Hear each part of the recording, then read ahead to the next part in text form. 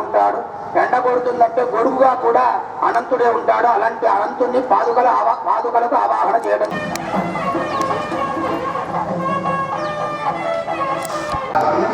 సంప్రదాతే నమః పుణ్యాహాజల వర్ష సంపూర్ణ వస్తు పుణ్యాహాజల సర్వసంభారాది సంప్రోక్ష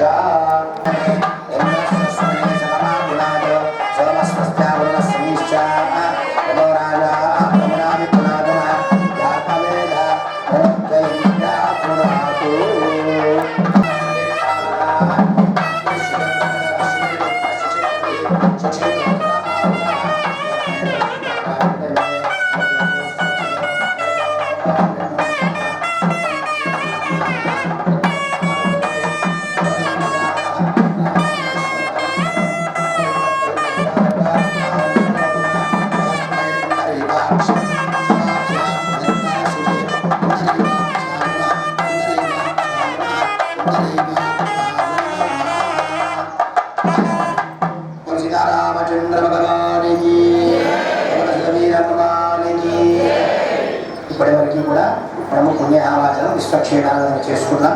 నిన్న రాణి వారికి కంగళధారణ కూడా చేసుకోవడం జరిగింది. ఇప్పుడు స్వామివారికి మొదట ఆరాధన అర్చన చేస్తారు. తర్వాతగా అయ్యగారు రాగానే స్వామివారి పట్టాభిషేకంలో ప్రధానంగా వశిష్ఠో వామదేవశ్చ అభిషేకానికి పూర్వాంగంగా ఆ రామచంద్ర స్వామివారి యొక్క శిష్యులైనటువంటి అంగదుడు, ఆంజనేయుడు, నీలుడు, జాంబవంతుడు కొన్ని చోట్లలో అయితే 4 దిక్కులకు, కొన్ని 4 వైపులకు వెళ్ళి 4 సముద్రాల యొక్క తీర్థాన్ని తీసుకొని వచ్చి ఆ సముద్ర తీర్థాన్ని ఇందులోకి ఆవాహన చేసి ఆ 8 కలశాల్లో ఉండేటువంటి తీర్థాలన్నింటినీ కూడా పవిత్రం చేసి పట్టాభిషేక స్వర్గను పారాయణం చేసి ఆ పట్టాభిషేక స్వర్గవంత ఋత్వికులు 8 కలశాల్లో ఉండేటువంటి స్వామివారికి అభిషేకం చేస్తారు. దానికి పూర్వాంగంగా ఆ రామచంద్ర స్వామివారికి మొదలు రాజు కావాలి అని అంటే కొన్ని అర్హతలు ఉండాలి. ఆ అర్హతలు రామచంద్ర స్వామి వారికి ఉన్నాయి కనుకనే ఆ యొక్క దశరథ మహారాజు యొక్క 4 కుమారుల్లో జ్యేష్ఠుడు, అగ్రజుడు, ధర్మస్వరూపుడు, ప్రజల యొక్క అభిమానాన్ని చూడగొన్నటువంటి వాడైనటువంటి రామచంద్ర స్వామి వారికి పట్టాభిషేకం చేశారు. పట్టాభిషేకం అంటే అందరి మనుషుల్లా కాకుండా ఎట్లయితే వైష్ణవుడు అంటే తిరుణకాపు చేసుకొని బాగోజాలు శంఖచక్రాలు ఉండాలో, బ్రాహ్మడైతే ఎట్లయితే ఉపనయనం చేసుకుని ఉండాలో అట్లా క్షత్రియుడైనటువంటి రాజుకు కొన్ని ఆభరణాలు ఉండాలి. అందులో స్వామివారి రామచంద్ర స్వామివారికి పాదుకలు, ఖడ్గము పట్టాభిషేకంలో రామచంద్ర స్వామి వారికి వేస్తారు. అలాంటి ముత్యాల ఆహారం కూడా ఇక్కడ ఉన్నాయి. ఆ ముత్యాల ఆహారం వేసుకున్నటువంటి రాముడు చూస్తుంటాం మనం సీతమ్మ వారికి ఇవ్వటం. ఆ సీతమ్మ వారికి దాన్ని కళ్ళకద్దుకొని నీకు ఎవరైతే బాగా ప్రీతిగా ఉన్నారో ఆ తల్లికి ఎప్పటికైనా పుత్రుడు వినే ఉంటుంది కనుక అలాంటి సీతమ్మ వారు ఆంజనేయ స్వామివారికి అవసరమైన దాతలు కూడా స్వామివారికి వెండి కిరీటాన్ని చేయించాడు. ఆ కిరీటం ఇవన్నీ ఆభరణాలు సమర్పణ చేసిన తర్వాతగానే మనం వస్తువు మన కళ్ళ కనిపిస్తుంది అంటే అందులో భగవంతుడు ఉన్నాడు అని భావన. అదేవిధంగా భగవంతుడికి సిద్ధమైనటువంటి ప్రతి పాత్రలో, ప్రతి వస్తువులలో భగవంతుడిని ఉంటాడు. అలాంటి భగవంతుడి స్వరూపమైనటువంటి ఇక్కడ ఉండేటువంటి ఆభరణాలన్నిటికీ కూడా ఛత్రం ఉందనుకోండి, చామర ఉంది.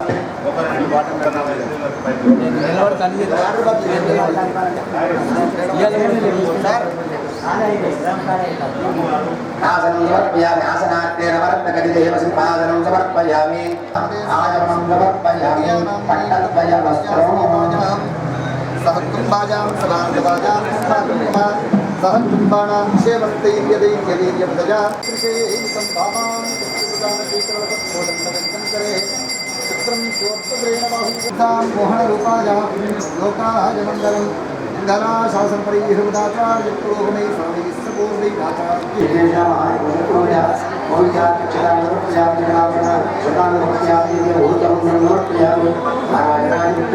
పురుషోత్తమాయ నమః, ఓం అదోక్షజాయ నమః, ఓం నారసింహాయ నమః, ఓం అచ్యుతాయ నమః, ఓం జనార్దనాయ. దేవస్థానము విద్యానగర్ జగిత్యాల పట్టణం యొక్క నూతన దండకర్తల ప్రమాణ స్వీకార కార్యక్రమము ఇప్పుడు నిర్వహించబోతున్నాము.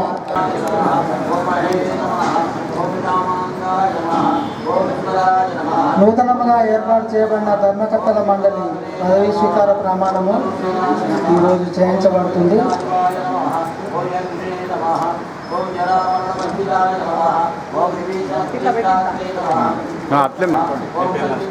శ్రీ రామాలయము జైత్యాల టౌన్, జైత్యాల మండలం, జైత్యాల జిల్లా యొక్క వంశపారంపర్యం కానీ ధర్మకర్తగా నియమించబడినందున ఈరోజు ధర్మకర్తగా పదవి స్వీకరించుతూ దేవుని మీద ప్రమాణం చేసి చెప్పినది ఏమనగా, పై దేవాలయం యొక్క సంక్షేమం కొరకు మరియు విధులను నా శక్తి కొలది నిష్పక్షపాతంగా భక్తి శ్రద్ధలతో నిర్వహించగలను.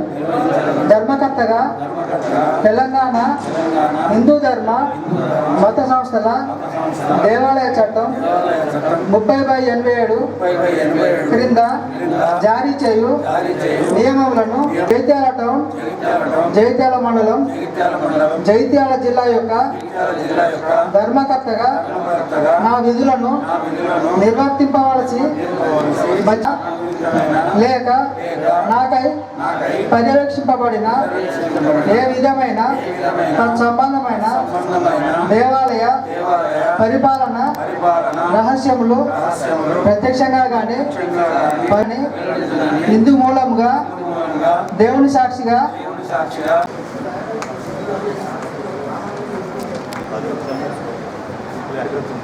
శ్రీమతి సుప్రియ మేడం గారికి ధర్మకర్తలు మరియు పురుషేంద్రియ ఆయుషేవేంద్రియే ప్రతిష్టతి స్వస్తి మంత్ర సఫల సంతు వేదోక్తం దేవాదాయ శాఖ పరిధిలోకి వచ్చిన తర్వాత, ఈ దేవాలయం వెళ్ళిన తర్వాత మొట్టమొదటిగా చైర్మన్గా శ్రీమాన్ ఎనుగంటి అశోక్రావు గారిని నియమించడం జరిగింది. వారు ముందుగా వచ్చి ఆలయ కార్యనిర్వాహాధికారి గారి చేతుల మీదుగా చిరు సత్కారాన్ని అందుకోవాలి. ఈ రోజు మనం రామ మందిరము ఏదైతే ఉందో మన జగిత్యాల విద్యానగర్కి సంబంధించిన దానిలో నిన్న కళ్యాణము అత్యంత వైభవంగా జరుపుకొని ఉన్నారు. కానీ కొన్ని అనివార్య కారణాల వల్ల నేను వేరే దగ్గర కళ్యాణం అపరభద్రాద్రి అయినటువంటి ఇల్లంతకుంట దేవస్థానంలో హాజరు కావడం జరిగింది. ఈరోజు పట్టాభిషేకానికి ఖచ్చితంగా హాజరైతా అని చెప్పడం జరిగింది.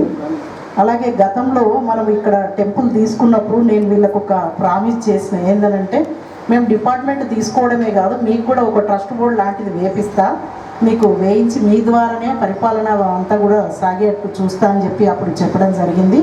అలాగే ఈరోజు మనము గత ఒక 3 నెలల క్రితం మనం ఒక ఎగ్జిక్యూటివ్ ఆఫీసర్ గారిని కూడా ఇక్కడ రెగ్యులర్గా అపాయింట్ చేయడం జరిగింది.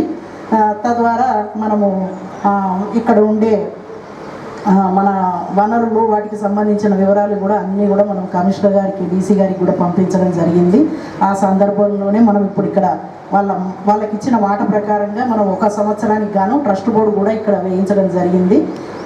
మనము అంటే ఇక్కడ ఉండే పెద్దల యొక్క ఆశీర్వచనంతో వీళ్ళకు ట్రస్ట్ బోర్డు మనం వేయించడం జరిగింది. దానిలో భాగంగా అశోక్రావు గారిని చైర్మన్గా నియమించాలని పెద్దలు ప్రకటించడం జరిగింది. అదేవిధంగా మెంబర్స్ అందరూ కూడా ఒప్పుకున్నారు కాబట్టి చైర్మన్గా ప్రకటించడం అయినది. ఎమ్మెల్యే గారి యొక్క మాట పైన మనము ఈ కార్యక్రమాన్ని అంతా కూడా చేయడం జరిగింది. అతని యొక్క కోరిక మేరకు మనం ఒక ట్రస్ట్ బోర్డు కూడా ఇక్కడ వేయించడం జరిగింది.